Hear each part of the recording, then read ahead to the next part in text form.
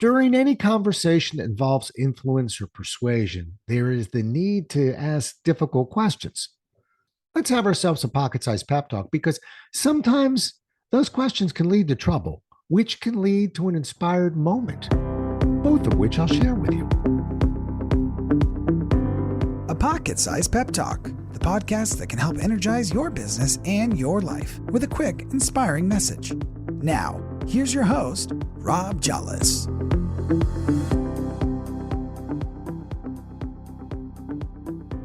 Through our lives, we may be called a nickname or two. I had plenty of them. When I was 5 years old, my hair was short. My dad called me Shorty. Wasn't that fond of that nickname, but if it came from my dad, it was all right by me. I was called Broadway in high school, Peppy in college, and the Rocket in business. But at a financial conference in San Antonio in front of an audience of almost 1,000 people, I was called a nickname that threw me, but only for a moment or two. It was an exciting event with an impressive group of professional speakers huddled together in the green room behind the stage. Now, normally at a conference like this, one or two professionals would be hired to speak. But at this conference, 8 speakers were each given 1-hour slots to wow the audience. If that doesn't get your heart beating, you need to get your ticker checked. It was in that green room, while I was watching the speaker before me in the monitor, I heard my new nickname. It started innocently enough. Today, you're going to hear from many great speakers, but there's one in particular who I'm not that fond of. He believes you need to not just uncover an issue that a client may be protecting. He believes you need to continue to get that client to talk about this issue, which he sometimes calls a wound. Well, I call this person a scab picker. A hush fell over the green room where the remaining speakers and I were sipping on water, making idle chatter and watching the monitor.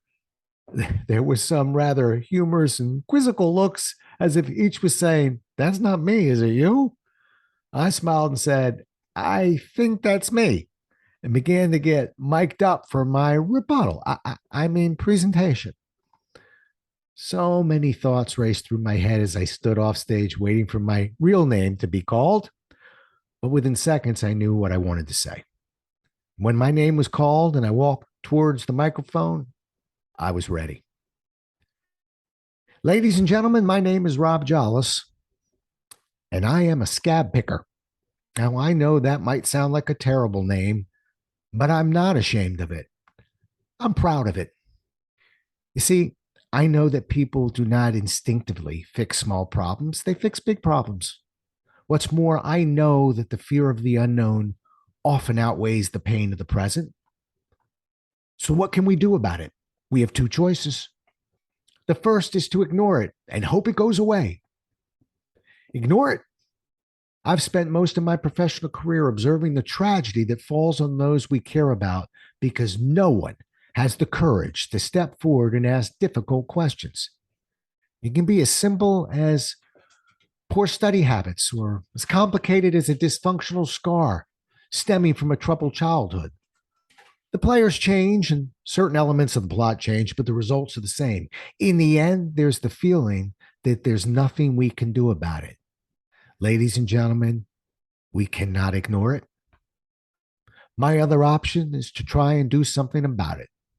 Doing something about it begins by creating trust and then earning the right to actually have someone tell you about a particular problem. That can be uncomfortable, and that's not even half the job. If you believe in the change you're trying to create, you have to be willing to get your hands dirty. Getting your hands dirty means asking more questions about the pain someone might be trying to avoid. It means opening the wound a bit more. For the lack of a better word, it means being a scab picker. That's what I believe, that's what I teach, and that's who I am. Now, it was a rather shocking opening to a presentation.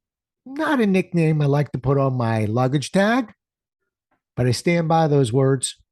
The next time you are nose to nose with another individual who desperately needs to change their ways, I hope you remember these words as well.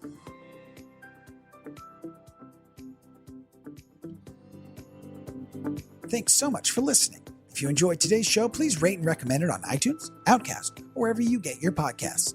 You can also get more information on this show and Rob at jollis.com.